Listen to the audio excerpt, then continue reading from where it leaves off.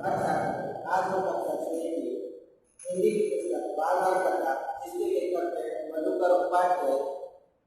बाल बाल कथा में हम पाठ 1 अवधपुरी में राम का अभ्यास करें। इस पाठ की शुरुआत करने से पहले लेखक से मधुकर उपाध्याय जी का संक्षिप्त परिचय प्राप्त करेंगे। लेखक परिचय। मधुकर उपाध्याय का जन्म 1 सितंबर 1956 को अयोध्या में हुआ। उन्होंने अपनी प्रारंभिक शिक्षा तथा डिग्री वहीं से हासिल की। पेशे से पत्रकार मधुकर उपाध्याय की अब तक 15 पुस्तकें प्रकाशित हुई हैं। इनमें से कुछ का अन्य भारतीय भाषाओं में अनुवाद हुआ है। पत्रकारिता और रचनात्मक लेखन की दूरी पाटते हुए मधुकर ने महात्मा गांधी के ऐतिहासिक दांडी मार्च की पुनरावृत्ति की और उस पर पुस्तक लिखी धुंधले पद चिन्ह। उनकी अन्य चर्चित पुस्तकों में किस्सा पांडे सीताराम, 50 दिन 50 साल पहले, युद्ध कला और है वसुधा शामिल है। है वसुधा अथर्ववेद के पृथ्वी सूक्त का भावानुवाद है। उनकी 4 पुस्तकें अंग्रेजी में है। मधुकर ने 5 नाटक लिखे। उनका एक कविता संग्रह भी प्रकाशित हुआ है। उन्होंने भारत को समझाने के लिए उन्होंने भारत को समझने के लिए सड़क मार्ग से देश में 62,000 किलोमीटर की यात्रा की। मधुकर ने 20 से अधिक देशों का भ्रमण किया है। संप्रति वे लोकमत समाचार के प्रधान संपादक हैं। और पाठ 1 अवधपुरी में राम। यह कथा अवध की है और बहुत पुरानी है। अवध में सरयू नदी के किनारे एक अति सुंदर नगर था, अयोध्या। सही अर्थों में दर्शनीय, देखने लायक, भव्यता जैसे उसका दूसरा नाम है। अयोध्या में केवल राजमहल भव्य नहीं था, उसकी एक एक इमारत आलीशान थी। आम लोगों के घर भव्य थे, सड़कें चौड़ी थी, सुंदर बाग बगीचे, पानी से लबालब भरे सरोवर, खेतों में लहराती हरियाली, हवा में हिलती फसलें सरयू की लहरों के साथ खेलती थी। अयोध्या हर तरह से संपन्न नगरी थी। संपन्नता कोने अंतरे तक बिखरी हुई। सभी सुखी, सब समृद्ध। दुख और विपन्नता को अयोध्या का पता नहीं मालूम था। यहाँ उन्हें नगर की सीमा में प्रवेश की अनुमति नहीं थी। पूरा नगर विलक्षण था, अद्भुत और मनोरम। यह जो कहानी है वो अवध की है। वह बहुत पौराणिक है, यानी प्राचीन। अवध में सरयू नदी के किनारे एक अति सुंदर नगर बसा हुआ था और वो नगर था अयोध्या। और सही अर्थ में वो एक दर्शनीय नगर था, देखने योग्य। और उसका दूसरा नाम था भव्यता, जैसे भव्यता ही उसका दूसरा नाम हो। अयोध्या में केवल राजमहल, जो महल हो, भव्य ही नहीं था, उसकी हर एक इमारत जो थी वो आलीशान थी। आम लोग के घर भी भव्य अद्भुत थे। सड़कें चौड़ी थी, यानी बहुत बड़ी। सुंदर बाग बगीचे थे हर तरफ और पानी से पूर्ण रूप से भरे हुए तालाब भी थे। खेतों में चारों ओर हरियाली लहराती थी। हवा में हिलते हुए फसलें सरयू की लहरों के साथ खेलती हुई ऐसा प्रतीत होता था। अयोध्या हर तरह से संपन्न, यानी समृद्ध नगरी थी और उसकी समृद्धि हर कोने में बिखरी हुई थी। सभी तरह से सभी लोग वहां के सुखी और समृद्ध थे। दुख और गरीबी को अयोध्या का पता नहीं मालूम था। यहाँ उन्हें, यानी इस नगर में, अयोध्या में प्रवेश से अनुमति नहीं थी, यानी उनको मंजूरी नहीं थी प्रवेश करने की। यानी ये पूरा जो नगर था, जो अयोध्या, वो विलक्षण, अद्भुत और मनोरम था। उसे ऐसा होना ही था। वह कौशल राज्य की राजधानी था। राजा दशरथ वही रहते थे। उनके राज में दुख का भला क्या काम। राजा दशरथ कुशल योद्धा और न्यायप्रिय शासक थे। महाराज अज के पुत्र, महाराज रघु के वंशज, रघुकुल के उत्तराधिकारी। रघुकुल की रीति नीति का प्रभाव हर जगह दिखाई देता था। सुख समृद्धि से लेकर बात व्यवहार तक लोग मर्यादाओं का पालन करते थे, सदाचारी थे, पवित्रता और शांति हर जगह थी, नगर में भी लोगों के मन में भी। यानी यह नगर का होना ऐसा ही था क्योंकि जो कौशल राज्य है उसकी राजधानी वह था अयोध्या। राजा दशरथ वही रहते थे, मतलब उस नगर के, उस राज्य के राजा दशरथ थे। इसलिए उनके राज में दुख को भला कुछ काम नहीं, क्या काम हो सकता है। यानी जो राजा दशरथ थे एक कुशल यानी निपुण योद्धा और न्यायप्रिय शासक थे, मतलब वो न्याय का पालन यानी सभी को समान रूप से न्याय देने वाले एक शासक थे। वे महाराज अज के पुत्र थे। वे मतलब राजा दशरथ रघु के वंशज थे और दशरथ राजा रघुकुल के एक वारिस भी थे। रघुकुल की जो रीति और नीति का प्रभाव पूरे नगर में, हर जगह, पूरे राज्य में दिखाई देता था। सुख समृद्धि से लेकर बात व्यवहार तक में वो पूरा रीति नीति का प्रभाव उधर देखने को मिलता था। लोगों में मर्यादा का पालन करने का भी एक व्यवहार, मतलब उनके एक चरित्र में एक गुण था। लोगों में मर्यादा का पालन करने का एक गुण समाहित था। लोग सदाचारी थे, मतलब सद आचरण करते थे। पवित्रता और शांति हर जगह थी और लोगों के मन में भी। राजा दशरथ यशस्वी थे, उन्हें किसी चीज की कमी नहीं थी। राजसुख था, कमी होने का प्रश्न ही नहीं था। लेकिन उन्हें एक दुख था, छोटा सा दुख, मन के एक कोने में छिपा हुआ। वह रह रह कर उभर आता था, उन्हें सालता रहता था। उनके कोई संतान नहीं थी। आयु लगातार बढ़ती जा रही थी। उनकी 3 रानियां थी, कौशल्या, सुमित्रा और कैकेयी। रानियों के मन में भी बस यही एक दुख था, संतान की कमी। जीवन सुना सुना लगता था। राजा दशरथ से रानियों की बातचीत प्रायः इसी विषय पर आकर रुक जाती थी। राजा दशरथ की चिंता बढ़ती ही जा रही थी। राजा दशरथ एक यशस्वी, मतलब उनकी जो कीर्ति है, प्रसिद्धि चारों तरफ फैली हुई थी। उन्हें किसी चीज की कमी नहीं थी। राजसुख से वो पूरे, उनका नगर वैभव से भरा हुआ था, यानी राजसुख की कोई कमी नहीं थी। लेकिन उन्हें एक बात का दुख था और वो दुख छोटा सा था, उनके मन के कोने में वो छिपा हुआ था।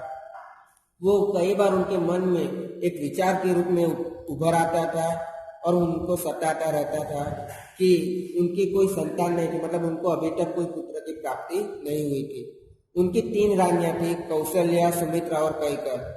रानियों के मन में भी बस यही एक दुख समाया हुआ था कि संतान की कमी, यानी उनको पुत्र, तीनों रानियों और राजा को पुत्र प्राप्ति नहीं हुई थी। इसलिए उनका जीवन सुना सुना लगता था। और जब राजा दशरथ और रानियों के बीच बातचीत होती तो वो बात इसी विषय पर आकर रुक जाती थी। इसलिए राजा दशरथ की चिंता दिन ब दिन बढ़ती जा रही थी। बहुत सोच विचार कर महाराज दशरथ ने इस संबंध में वशिष्ठ मुनि से चर्चा की।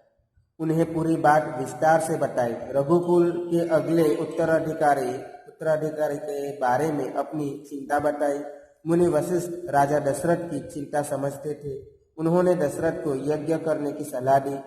पुत्रेष्टि यज्ञ। महर्षि ने कहा, आप पुत्रेष्टि यज्ञ करें महाराज, आपकी इच्छा अवश्य पूरी होगी। यानी राजा दशरथ दिन ब दिन उनकी चिंता जो उनकी बढ़ती जा रही थी, तो उन्होंने सोच विचार कर, यानी सोच समझ कर महाराज दशरथ ने इस विषय में, इस संबंध में वशिष्ठ मुनि से बातचीत की और उनके बारे में पूरी विस्तार से बताया उनके बारे में।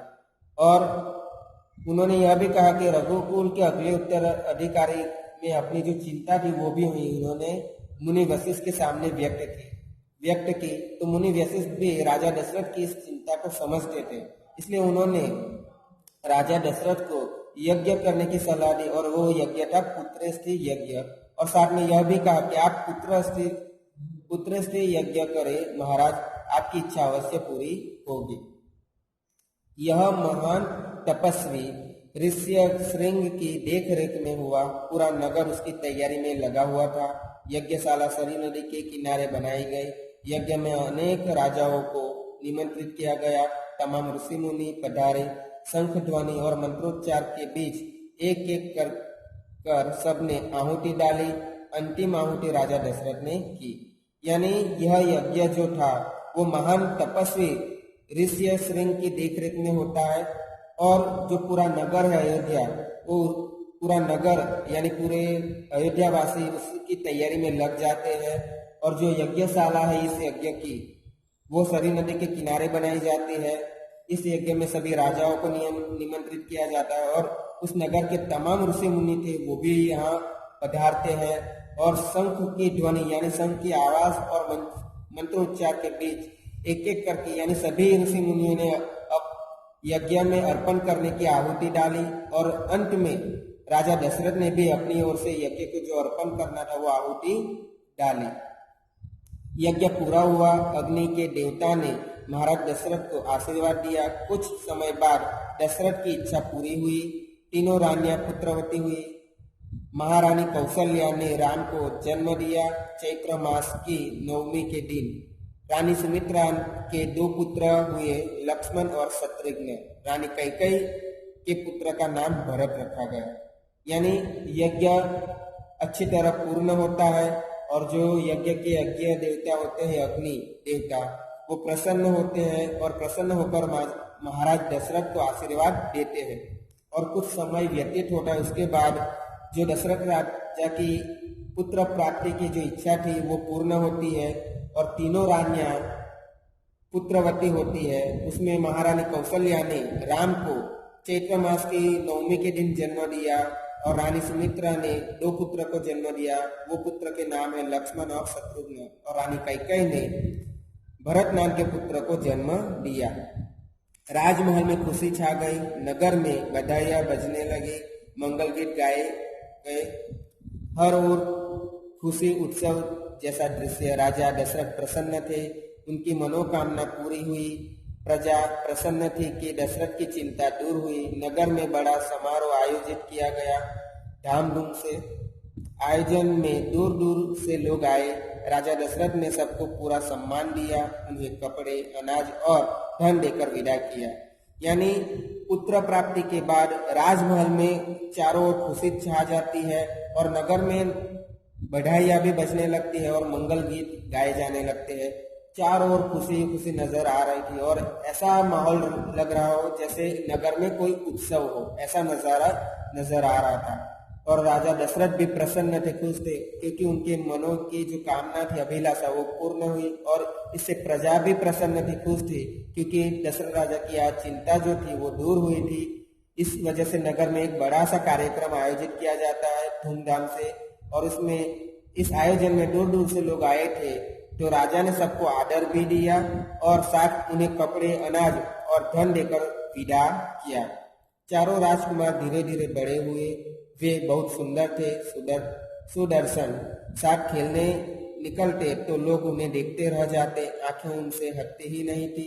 चारों भाइयों में आपस में बहुत प्रेम था। वे अपने बड़े भाई राम की आज्ञा मानते थे। खेल कूद में लक्ष्मण प्राय राम के साथ रहते। भरत और शत्रुघ्न की एक अलग जोड़ी थी। यानी चारों राजकुमार जिनका जन्म होता, भरत, राम, लक्ष्मण और भरत शत्रुघ्न धीरे धीरे बड़े होते जा रहे हैं, और वे इतने सुंदर थे कि सभी लोग उनको देखते तो देखते ही रह जाते थे, और उनसे उनकी आंखें हटती भी नहीं थी।